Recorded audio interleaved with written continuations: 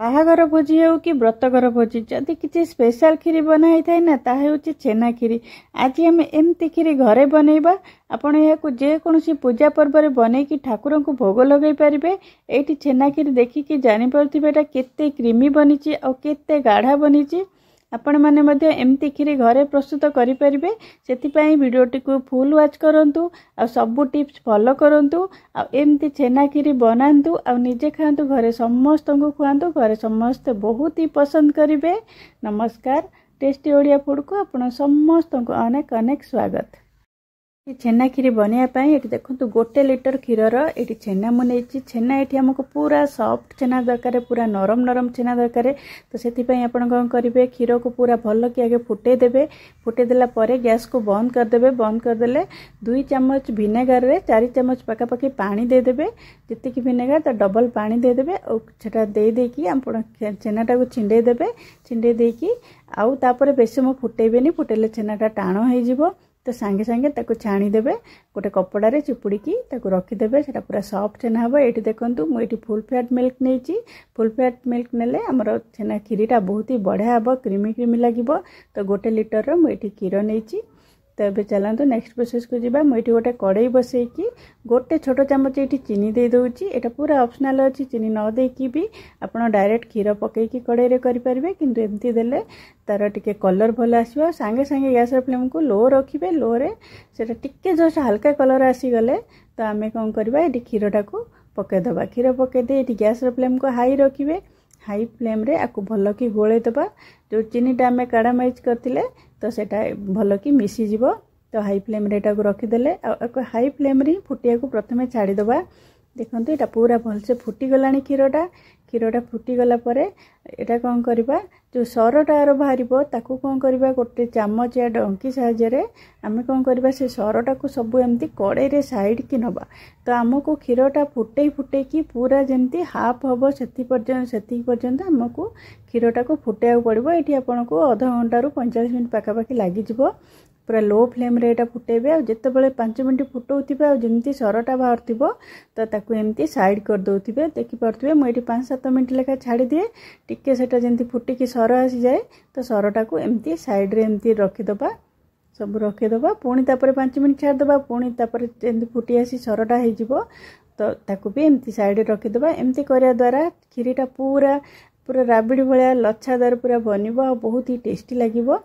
तो ये देखो पूरा मोर क्षीर अधा होगला जो सर गुड़ा उपर लगी ना टे टाण टाण हो जाए तो क्षीरटा को टिके ऊपर छाटिकी देवे तापर से आराम से बाहर जीव एमती टिके टिके प्रेस करके बाहर करदबा। सब क्षीर जाक सर जाक बाहर करके आम क्षीर सहित भल कि घाटी दबा 2-3 मिनट पखापाखि आपको लो फ्लेम रे एमती मिसेदबा। आम ए कौन करवा चीनी देदबा। मुझे 3 बड़ चामच सुगर पाउडर दूची आप नॉर्मल चीनी भी दे पारे। ये देखो मिल्क मेड मुझे 100 ग्राम मिल्क मेड दूची। जदि मिल्क मेड न देकी आप करने को चाहूँगी तो आपड़ सेमती भी करेंगे। ये आप कौन करेंगे सुगर परिमाण आउटे अधिका रखिए 6 चामच पखापाखि ये चीनी देदेवे। मिठा आपण हिसाब से कम बेसी भी करेंगे। जदि मिल्क मेड न दौन ना 10-12टा काजू आ 2 चामच छेना को आप ग्राइंडर रे गोटे पेस्ट करदे सेटा भी आप देदेवे देले भी पूरा क्रीमी क्रीमी बहुत ही बढ़िया लगे।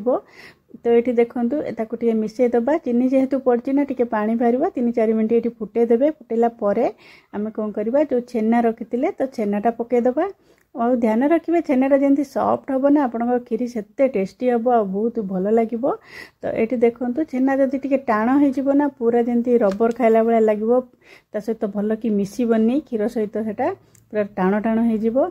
तो एबे कौन करवा गोटे टंकी साइजे टिके टिके आम एमती मिसेदबा जद्वारा कि खीरीटा पूरा टिके बहलिया होगी आसो। तो पूरा लो फ्लेम रखिए लो फ्लेम रे आपको 5-7 मिनट पखापाखि आउ टिके फुटेदबा जो छेनाटा पूरा क्षीर सहित भलसे मिसब।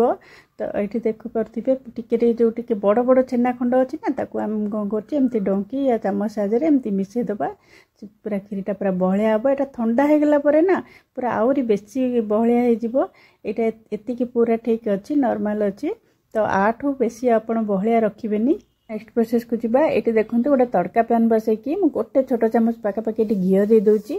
तो ये किसी काजू आउ आलमंड को काटिकी ये दे दूची।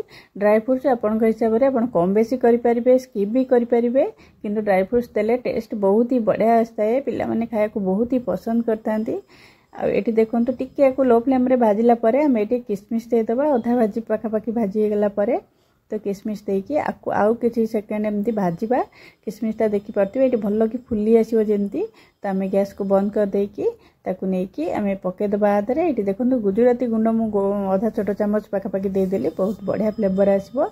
आ ये जो भजा ड्राई फ्रुट्स ताकू देदेबा। ये जिते रही ना किसी समय यहाँ आहरी टाण हो देखिपे एति परफेक्ट होता पूरा बहलिया हो। अध घंटा पाखापाखि जब रही ना तापर पूरा बहलिया हो। तो ये देखु ये केते बढ़िया क्रीमी क्रीमी केते बढ़िया देखा जाउची। पूरा भोजी खीरी भाया टेस्ट भी बहुत ही बढ़िया होता। आपन को ये रेसिपी जदि पसंद आसे वीडियो को निश्चय गोटे लाइक करेंगे, शेयर करेंगे और प्लीज मो चैनल को निश्चय गोटे सब्सक्राइब करेंगे। ये देखो किसी केसर आउ पिस्ता बादाम रे मैं गार्निश करदेली। आग को बहुत पूजा पर्व आसुची, दशहरा आसुची। तो एमती छेना खीरी निश्चय बनातु, निजे खातु और घरे समस्त को खुआतु। घरे समस्त बहुत ही पसंद करेंगे।